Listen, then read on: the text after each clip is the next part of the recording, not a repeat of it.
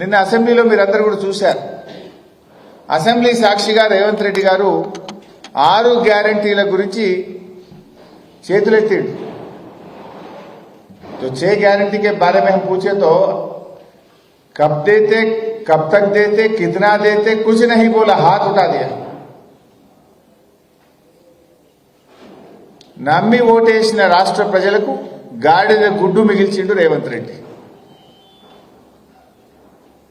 ఒక సంవత్సరంలో 1,27,000 కోట్లు అప్పు చేసిండు రేవంత్ రెడ్డి.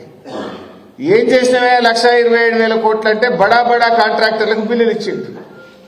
పర్సంటేజీలు తీసుకున్నాడు, బడా కాంట్రాక్టర్లకు బిల్లులు ఇచ్చిండు.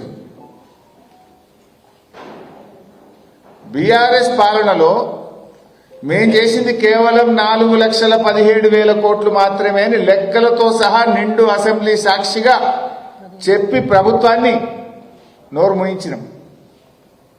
4,17,000 కాకపోతే ఇప్పుడే చెప్పు, ఇక్కడే చెప్పు, 4,17 బీఆర్ఎస్ కాలంలో చేసిందని చెప్పాం. మరి నువ్వు మేము 10 ఏళ్లల్లా కరోనా కూడా కలుపుకొని ఉదయ్ స్కీమ్ కలుపుకొని 4,17 చేస్తే నువ్వు ఒక్క సంవత్సరమే 1,27,000 చేసినావు. చేసిందేమున్నది? ఒక్క గ్యారంటీని అమలు చేయలేదు, ఉన్న పథకాలను కూడా కొనసాగిస్తలేవు. కొత్త పథకం వచ్చిందేమీ లేదు కానీ ఉన్న పథకాలు బంద్ చేసినావు కదా. రైతు బంధు బంద్ చేసినావు, కేసీఆర్ కిట్ బంద్ చేసినావు, న్యూట్రిషన్ కిట్ బంద్ చేసినావు, బతుకమ్మ చీరలు బంద్ చేసినావు, చేపల చెరువులలో చేప పిల్లలేసుడు బంద్ చేసినావు, దళిత బంధు పెట్టినావు, బీసీ బంధు పెట్టినావు, పిల్లలకు ఫీజు రియంబర్స్మెంట్ బంధు పెట్టినావు. కొత్తగా ఇచ్చింది ఏం లేదు కానీ ఉన్న పథకాలు బంద్ పెట్టిండు రేవంత్ రెడ్డి.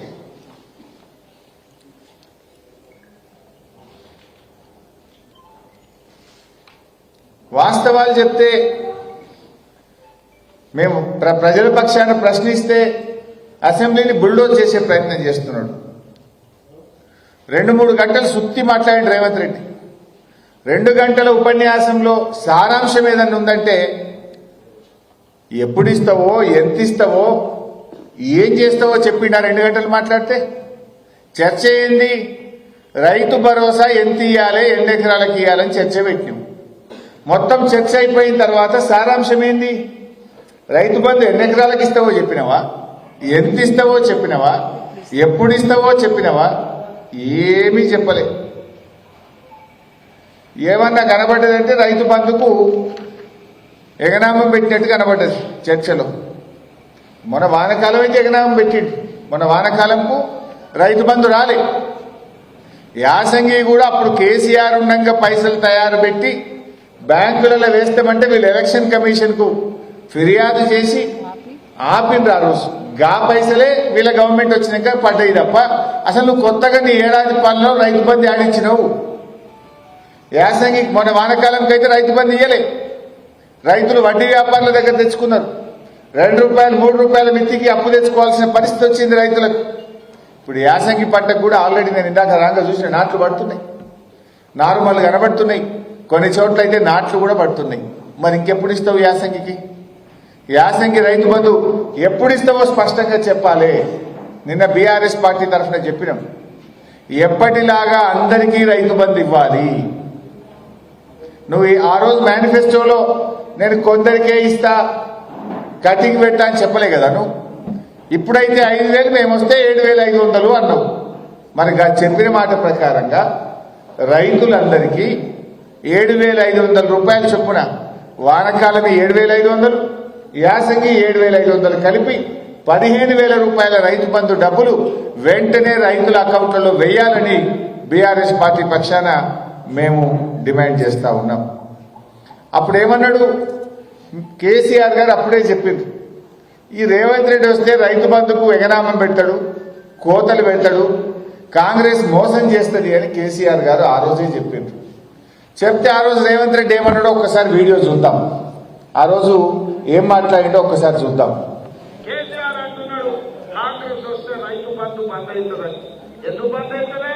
మేమేమన్నా దివాలా కాదమా? మాకేమన్నా దమాక్ లేదా? రైతుల కష్టాలు మాకు తెలియదా? రైతులకు కరెంటు బంద్ అవుతుంది, రైతు బంధు బంద్ అవుతుందని కేసీఆర్ మాట్లాడుతున్నాడు. ఇప్పుడు ఎవరు దివానా కాలే మరి? ఇప్పుడు దివానా లెవెల్లో రేవంత్ రెడ్డి చెప్పాలి మరి. రైతు బంధు బంద్ అయిందా, బంద్ కాలేదా, మరి ఇప్పుడు ఎవరు దివానాగాళ్ళు ఆయన్నే చెప్పాలి. మరి ఇప్పుడు ఆ రోజు కేసీఆర్ చెప్పింది అది నిజమైంది. వానకాలం ఎగబెట్టిండు, యాసంగికి ఎప్పుడు ఇస్తాడో, ఎంత ఇస్తాడో, ఎవరికి ఇస్తాడో ఇంకా చెప్పే పరిస్థితే లేదు. నాట్లు పడుతున్నాయి, రైతులు అప్పులు తెచ్చుకునేటువంటి పరిస్థితి ఈరోజు ఏర్పడ్డది. అంటే ఇంకా ఆ రోజు ఒక అడుగు ముందుకు పోయి కౌలు రైతులకు కూడా ఇస్తా అన్నాడు. రైతు బంధు 2 సార్లు ఎందుకు ఇస్తావు, 3 సార్లు ఇవ్వాలన్నాడు కేసీఆర్. మరి ఈ 3 సార్లు నేను ఎవరో తట్టు 3 పంటలు పండించే రైతులు కూడా ఉన్నారు. ఈ 3 సార్లు మరి ఆ రోజేమో కేసీఆర్ 2 సార్లే ఇస్తుండు, 3 సార్లు రైతు బంధు ఇవ్వాలన్నాడు. ఇప్పుడు ఒకసారికి ఎగబెట్టినావు కదా. కౌలు రైతులకు కూడా ఇస్తా అన్నాడు. ఇప్పుడు వ్యవసాయ మంత్రి అడిగితే మాకు సంబంధం లేదు, అది రైతు కౌలు రైతు చూసుకోవాలన్నాడు. ఏంది అసలు నీ ప్రభుత్వంలో నీదో మాట, నీ మంత్రిదో మాట, ఒకరికొకరికి సంబంధం లేదు, ఒకరికొకరికి కోఆర్డినేషన్ లేదు. కౌలు రైతులకు ఇస్తాను ముఖ్యమంత్రి అంటాడు, వ్యవసాయ మంత్రి ఇయ్యం మాకు సంబంధం లేదు, వాళ్ళే చూసుకోవాలి, రైతు కౌలు రైతు అంటాడు. ఎవరిని నమ్మాలి? వ్యవసాయ కూలీలకు 12,000 ఇస్తా అన్నారు, అవి ఇంతవరకు స్టార్ట్ కాలేదు. బడ్జెట్లో పెట్టిండ్రు, ఇంతవరకు వ్యవసాయ కూలీలకు ఇయ్యలే. ఇప్పుడు దాంట్లో కోతలు పెడుతున్నారు. వ్యవసాయ కూలీలు అంటే ఎవరట? ఎవరైతే పొలంలో నాట్లకు వస్తారో, కూలికి వస్తారో వాళ్ళందరూ వ్యవసాయ కూలీలే కదా. అట్లా కాదట, నీకు గుంట భూమి ఉన్నా నీకు ఇయ్యడట. నువ్వు ఉపాధి హామీ పనికి పోతేనే ఇస్తారట. దాంట్లో అన్ని కూలీలు కోతలు పెట్టే పని చేస్తున్నాడు. 5 గుంటలో గుంట భూమి, 2 గంటల భూమి ఉంటే ఆయన భూమి ఉన్నట్ట? ఆ భూమితో ఆయన పంట వంటది, బాగుపడతాడా? ఎకరంలోపు భూమి ఉన్న వాళ్ళందరినీ కూడా వ్యవసాయ కూలీలుగానే గుర్తించాలని బీఆర్ఎస్ పార్టీ డిమాండ్ చేస్తుంది. కొంతమందికి అర్ధెకరమో పావెకరమో ఉంటుంది, కానీ అవి రాళ్ళు, రప్పలు, గుట్టలు, పంట వంటది. అట్లా 2 ఎకరాలు ఉన్న పంట వంటది. మరి వాళ్ళని కూడా నువ్వు ఇలా రైతుల కిందేసి వాళ్ళకి ఎగబెడతావా?